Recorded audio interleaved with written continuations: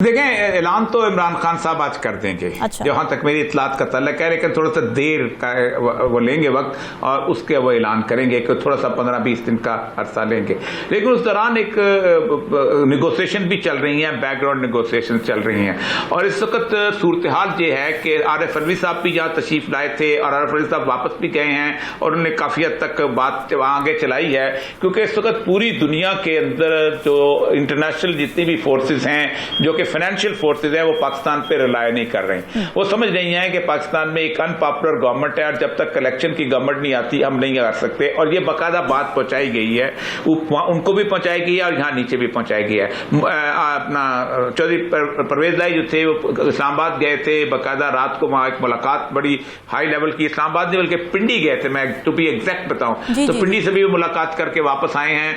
और उन्होंने भी ये कहा है कि IMF 8-9 महीने से इनको टरखाया चला जा रहा है और IMF उस वक्त तक पाकिस्तान को एक आना नहीं देगा जब तक उसको ये यकीन ना हो जाए कि पाकिस्तान में एक स्टेबल और एक पॉपुलर गवर्नमेंट आ गई है। तो इसलिए होना यह है कि 15-20 दिन यहां लगेंगे और 15-20 दिन का टाइम लगेगा। इस दौरान जो है अगर बीच में अगर नो कॉन्फिडेंस मूव आ जाती है तो वो 20-25 दिन ले लेगी। और इस 20-25 दिन के अंदर सूरत हाल यह है कि एक तो यह है कि प्रोविंशियल गवर्नमेंट के इलेक्शन उसके बल्दियाती इलेक्शन आ रहेंगे। अब देखें 15 को तो यहाँ इलेक्शन हैं अपना कराची में, लेकिन उसके साथ साथ ही पंजाब के भी इलेक्शन आ जाएंगे और वो चाहते ये हैं कि एक साथ ही इलेक्शन हो, क्योंकि अगर एक दफा पंजाब में PTI स्वीप कर गई, KPK में बल्दियाती इलेक्शन में स्वीप कर गई, सारे फंड अगर उन्होंने उनको दे दिए तो फिर तो कुछ नहीं रह जाएगा उनके पास और फिर तो वो आगे इलेक्शन भी नहीं लड़ सकेंगे। और फिर जब असेंबलियां अगर मार्च में तोड़ दी गई या जनवरी में तोड़ दी गई तो उसके बाद भी जो गवर्नमेंट आएगी तो वो तो PDM तो बिल्कुल उसका सफाया हो जाएगा। सफाया तो अब भी होगा, लेकिन वो किसी न किसी तौर पर अपने आप को बचाने की कोशिश में है। इस वक्त जो एक और गेम चल रही है वो ये है कि जरदारी साहब जो हैं वो जिन्होंने आगे ही नून लीग का बिल्कुल खाना खराब कर दिया है और नून लीग का पूरा मुस्तकबिल बर्बाद कर दिया उन्होंने खुद। वो सिर्फ एक वजारत खारजा लेके बैठे हुए हैं, बाकी गालियां उनको पड़ रही हैं और पूरे PDM की जो जितनी भी बला थी वो जो है शहबाज शरीफ और नून लीग के खाते में आई है, वो उनको उचका रहे हैं और साथ मौलाना फजल रहमान लगे हुए हैं कि नहीं हम 1 साल आगे बढ़ा देंगे। मुझे ये पता चला है कि 1 साल आगे बढ़ाने के बारे में तो बिल्कुल किसी तौर पर भी एस्टैब्लिशमेंट ने भी ना कर दिया कि तुम नहीं करोगे। अच्छा। तो इस वक्त सूरत हाल यह है कि आज ऐलान तो हो जाएगा और ऐलान हो जाएगा को 20-25 दिन का, और उस 20-25 दिन से पहले बल्कि एक नो कॉन्फ्रेंस मूव अगर आई तो 15-20 दिन उसमें लग जाएंगे। मेरा ख्याल ये कहता है कि जैसे कल मैंने कहा था कि जनवरी के एंड में या फरवरी के आगाज में असेंबलियां टूट जाएंगी।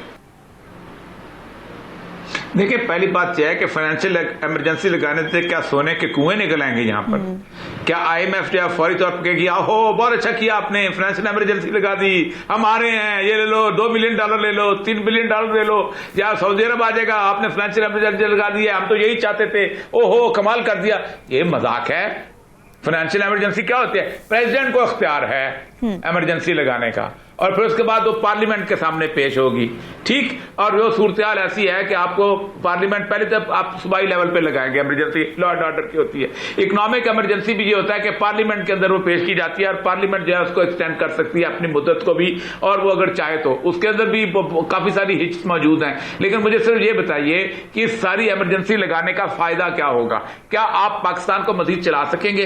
एक दिन भी जो PDM ज्यादा चल रही है उनके यहां ये कंसेंसस हो गया है कि हम डाउन द लाइन जा रहे हैं, हमारे डाउन द स्लाइड जा रहे हैं, हमारी पॉपुलैरिटी के अंदर एक टाइम बाय करने का ये मकसद भी तो हो सकता है ना, टाइम बाय करने का ये मकसद भी तो हो सकता है कि जिस तरह रिलीफ देने की बातें हो रही हैं, पेट्रोल सस्ता करने की बातें हो रही हैं, बिजली सस्ती करने की बातें हो रही हैं, तो आपको नहीं लगता कि वो टाइम लेना चाह रहे हैं कि कुछ मामलात को हम बेहतर करें ताकि उसके बाद इलेक्शन में जा सकें?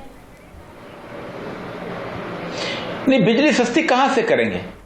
कहां से पैसे कहां से आएंगे?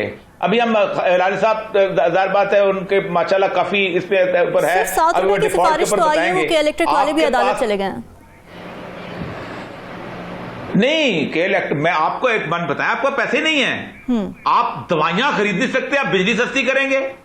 आपको पता है कि इस वक्त आज मैं एक स्टेट बैंक के बहुत आला तरीन आदमी से मिला, मैं नाम भी नहीं लेना चाहता उसका, अच्छा, बहुत सबसे इंपॉर्टेंट रिस्पॉन्सिबल तरीन आदमी से मिला, मेरे साथ वो ट्रेवल कर रहे थे। वो कहते हैं कि 2019 में $24 बिलियन हमारी पहुंच गया हुआ था।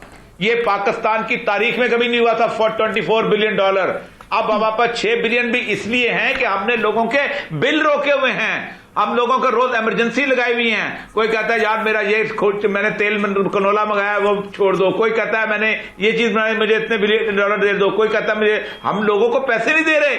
उस वजह से आज अगर वो कहते हैं कि जिस बंदे ने भी इंपोर्ट करना है वो पैसे उनको तैयार है, ये खाली हो जाएगा खजाना, पैसे कहां से देंगे? आसमान से गिरेंगे। मैं वही कहता ना, फाइनेंशियल इमरजेंसी लगा लें या आप केयर टेकर गवर्नमेंट ले आए। केयर टेकर कौन आएंगे? मैं और लाली साहब जैसे अपना रिटायर्ड ब्यूरोक्रेट आएंगे, वो क्या कर लेंगे? या अपना रिटायर्ड जनरल आएंगे, वो क्या कर लेंगे?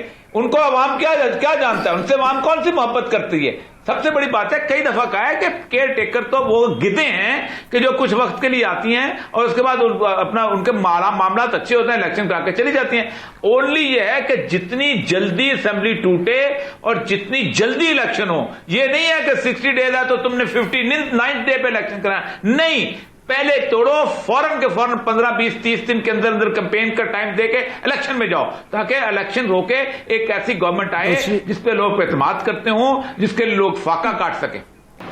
देखिए, मैंने कई दफा कहा है कि इमरान खान अब इस वक्त इस सूरत हाल के अंदर है कि कोई भी उसके खिलाफ जो केस है उसको आगे नहीं ले जाया जा सकता। देखिए, 2 ही केस हैं। तोशा खाने का जो केस है वो केस उन्होंने सिर्फ ये चलाया हुआ है कि उन्होंने जाहिर नहीं किया, वरना तोशा खाना करप्शन नहीं है। तोशा खाना अगर करप्शन है तो लाली साहब ने भी घड़ी ली हुई है, लाली साहब को भी कल केस चला उसके ऊपर कि उन्होंने क्यों घड़ी ली थी।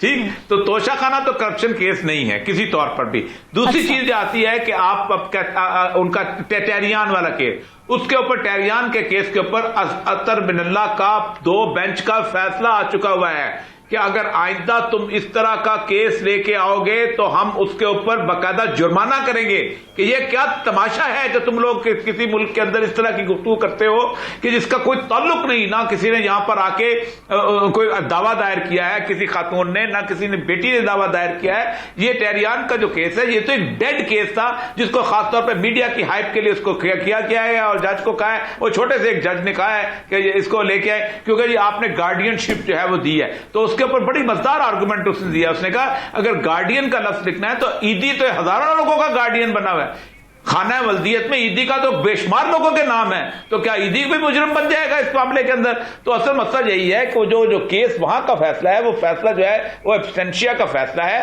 और उसके ऊपर यहां पाकिस्तान के ऊपर उसकी बाइंडिंग कोई नहीं बनती। 2 ही तो केस है और कोई केस बनता नहीं है। देखें, पाकिस्तान का जो मीडिया है ना, ये बेसिकली 2 अरब रुपए इसको दिए हैं, 2 अरब रुपए।